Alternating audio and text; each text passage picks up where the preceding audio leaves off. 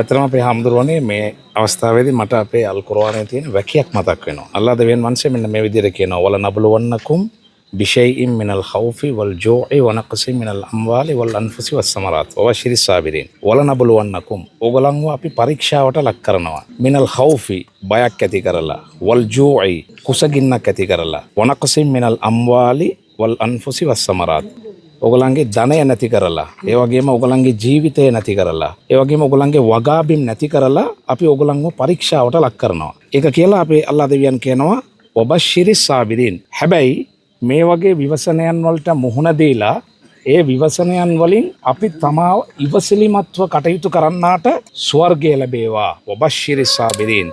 ඊට පස්සේ අල්ලාහ් දෙවියන් කියනවා අල්ලදීන ඉදා අසාබතුහු මුසීබා. ඒගොල්ලන්ට මේ වගේ විපස්සනාවක් ඇති වූ විට කාලු ඉන්නා ලිල්ලාහි ව ඉන්නා ඉලෛහි රාජිඋන්.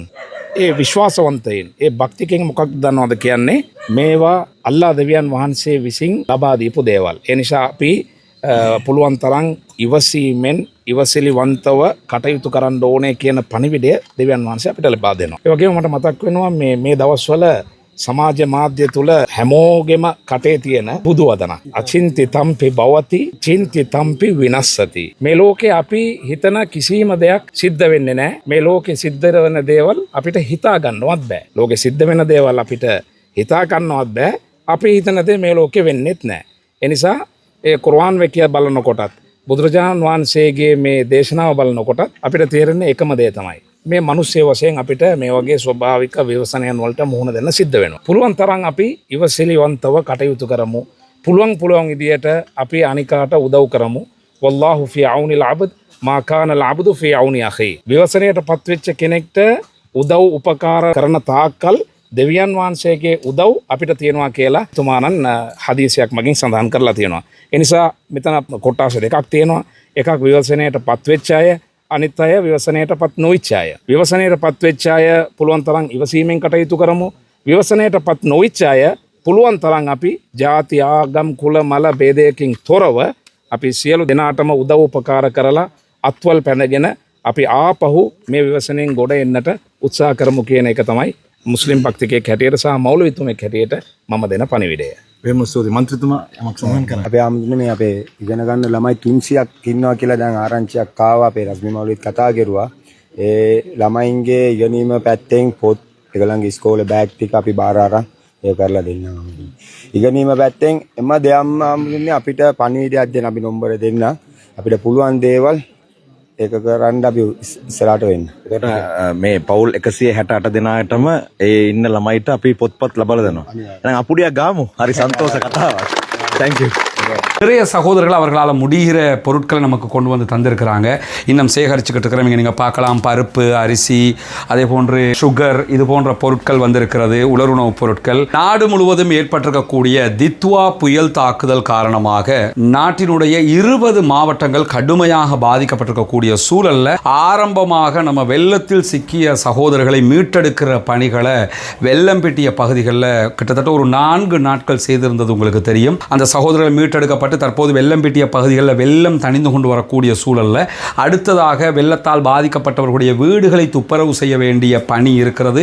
அதற்கான வேலை திட்டங்களையும் ஆரம்பிக்க இருக்கிறது. அதே நேரம் அதற்கு அடுத்ததாக அதிலிருந்து ரிகவர் ஆகக்கூடிய மக்களுக்கு நம்மளால் முடிந்த உதவி ஒத்தாசைகளை செய்ய வேண்டி இருக்கிறது. அதற்காக பணமாகவோ பொருளாகவோ உங்களால் முடிந்த உதவிகளை செய்யுங்கள் என்று நம்ம தொடர்ந்து கேட்டு வர்றோம். அந்த அடிப்படையில் நிறைய சகோதரர்கள் அவர்களால் முடிகிற பொருட்களை நமக்கு கொண்டு வந்து தந்திருக்கிறாங்க. இன்னும் சேகரிச்சுக்கிட்டு இருக்கிறவங்க நீங்கள் பார்க்கலாம், பருப்பு, அரிசி, அதே போன்று சுகர், இது போன்ற பொருட்கள் வந்திருக்கிறது, உலருணவுப் பொருட்கள். அதே மாதிரி இங்கே பெண்களுக்கு தேவையான ஆடைகள் வந்திருக்கிறத பார்க்கலாம். இதெல்லாம் வந்து செமெண்டின் அந்த மாதிரி ஐட்டங்கள் வந்திருக்கிறது. இது நம்ம வெள்ளத்தினால் பாதிக்கப்பட்டவர்களுடைய வீடுகளை திரும்ப துப்புரவு பண்ணுறதுக்கு தேவையான பொருட்களை கொண்டு வந்திருக்கிறோம். இதெல்லாம் அந்த ஷூ ஒர்க் பண்ணுறவங்க போட்டுக்கிட்டு ஒர்க் பண்ணக்கூடிய ஷூ இருக்குது.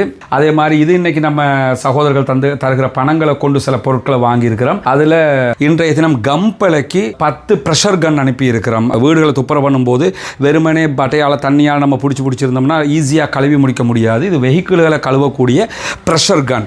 அந்த ப்ரெஷர் கன் வாங்கியிருக்கிறோம். இங்கே ஒரு 10 ப்ரெஷர் கன் இருக்குது. இன்றைக்கி 10 ப்ரெஷர் கன் கம்பளைக்கு போய் கொண்டிருக்குது.